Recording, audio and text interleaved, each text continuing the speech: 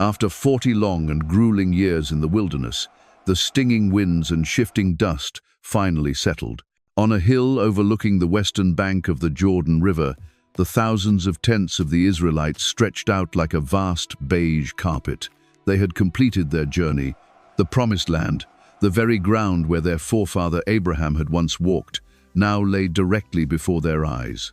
But the great prophet, the man who had spoken with God face to face and led them for 4 decades, was no longer with them. Moses, their spiritual guide, had ascended to his final rest.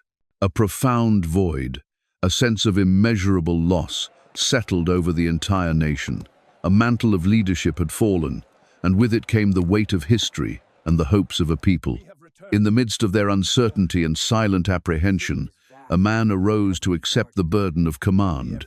His name was Joshua, a man who had stood beside Moses at every turn, who had witnessed the miracles at the Red Sea and the Sinai, and who had learned the sacred discipline of obedience. But now he had to walk alone, the weight of leadership, of a legacy carried on the shoulders of one man, pressed down upon him. Could he, a single man, lead a stubborn and often rebellious people into a land filled with formidable enemies? Would the covenant of God still stand, now that its great mediator was gone? It was then that the voice of the Almighty, the very voice that had parted the Red Sea, thundered forth once more, but this time it spoke to Joshua alone, in the sacred quietness of his soul. "Moses, my servant, is dead. Now therefore, arise, you and all this people, and cross over this Jordan to the land which I am giving to them, the children of Israel. Every place on which the sole of your foot treads, I have given it to you, just as I promised Moses." This was more than a mere commission. It was a grand reaffirmation of an ancient covenant. God did not promise an easy path, but he did promise an unwavering presence. "Just as I was with Moses, so I will be with you. I will not leave you nor forsake you. Be strong and of good courage. Be strong and of good courage." This was the divine command to the chosen one, and Joshua believed. He knew that victory would not come from military might or human cunning, but from an absolute and unwavering obedience to the word of God. To prepare for their grand entrance, Joshua sent 2 spies to scout the land, with a special focus on the city of Jericho. Jericho was no ordinary city. It was a fortress, a symbol of human strength and defiance against the divine will. Its walls, thick and towering, were built in a double layer. The outer wall was roughly 2 meters thick, and the inner wall a formidable 4 meters, with a narrow space between them. On these mighty walls, houses and ramparts were built, making them appear utterly unbreachable. To Joshua's army, a people who had just spent 4 decades wandering the wilderness, the thought of conquering such a fortress was nothing short of an impossible dream. The 2 spies, with the courageous help of Rahab, a woman of faith and defiance in a godless city, managed to escape and return with a report that echoed the voice of the Almighty. "Truly the Lord has delivered all the land into our hands, for indeed all the inhabitants of the country are faint-hearted because of us." Courage returned to the heart of the people, but the question still hung heavy in the air. How can we overcome these walls? They stood before a challenge that seemed impossible to overcome. But can faith truly triumph over military might? Join us as we journey into this epic story of faith and divine power.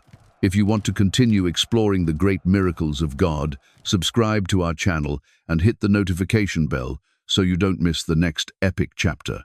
The unconventional command and the march of obedience, the Israelites crossed the Jordan River in a miraculous fashion. The river, which was at its highest flood stage, parted, and the entire nation, carrying the Ark of the Covenant, walked across on dry ground, just as their forefathers had done at the Red Sea. This miracle was a powerful and public statement from heaven. God was with Joshua. He was fighting for them. As Joshua drew near to Jericho, he looked up and saw a man standing before him with a drawn sword in his hand. Joshua, a fearless warrior, did not flinch. He walked towards him and asked, "Are you for us or for our enemies?" The man, with a voice of divine authority, replied, "Neither. But as commander of the army of the Lord I have now come." Joshua immediately realized he was standing in a holy presence. He fell to the ground in reverence and worship. And the commander of the Lord's army gave him a command, not a battle strategy, but an instruction that defied all human logic. There would be no siege engines, no battering rams, no arrows, and no siege. The command seemed absurd, nonsensical. The Lord commanded Joshua, "You shall march around the city, all you men of war. You shall go all around the city once. This you shall do for 6 days. And 7 priests shall bear 7 trumpets of ram's horns before the ark. But the 7th day you shall march around the city 7 times, and the priests shall blow the trumpets." The scene must have been an utterly bizarre sight. Tens of thousands of warriors and priests marching every day, but in complete and utter silence. Not a word spoken, not a single battle cry, not a sound of war. All that was heard was the steady, rhythmic beat of their feet on the ground, the sound of the trumpets, and the solemn procession of the Ark of the Covenant, the very symbol of God's presence. Inside Jericho's towering walls, the people looked down from their seemingly invincible fortress. They scoffed and mocked the marching Israelites. What are these foolish people doing? Do they think walking in circles will make our walls fall down? Their taunts were the voice of human arrogance, of a people who put their trust in the strength of stone and brick, rather than in the power of the unseen. For them, those walls were an undeniable guarantee of their safety. Day after day, the Israelites obeyed. They overcame their initial confusion and the mocking of their enemies. They did not fight with swords, but with faith. They did not need human words, for the word of God was all that mattered. Each step was a prayer, each circuit was a declaration of faith. They faced walls that seemed impossible to breach, but they chose to fight with an absurd command. What would you do if you were given a command from God that defied all human logic? Share your thoughts in the comments below. The walls collapse and the glory of faith. On the 7th day, the tension reached a fever pitch. The Israelites arose earlier than ever before. They marched around the city once, then twice, then 3 times. 4, 5, and 6. Finally, they began their 7th and final circuit.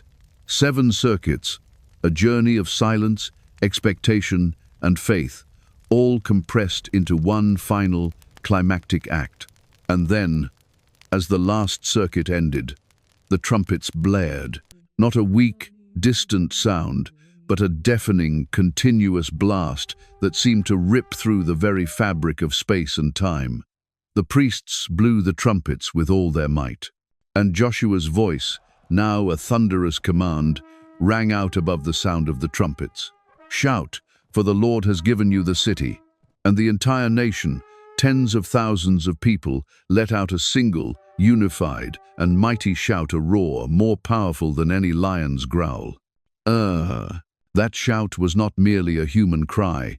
It was a shout of liberation, a shout of absolute faith.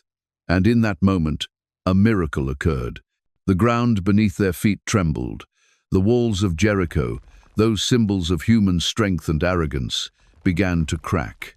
They did not simply topple over.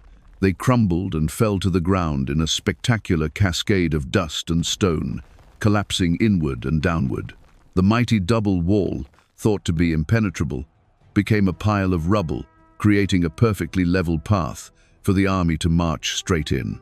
The Israelites, with the Ark of the Covenant leading the way, marched into Jericho from every side. The battle was over almost before it began. The victory did not go to the strongest or the smartest, it went to the most obedient. The power did not come from swords or clever strategy, but from unwavering faith in the power of God. The victory was God's alone.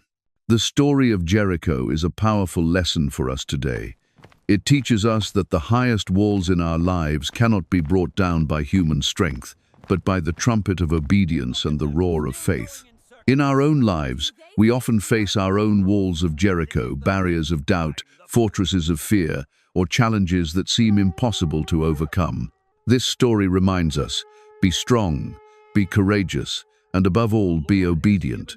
For when we are obedient, He will fight our battles for us.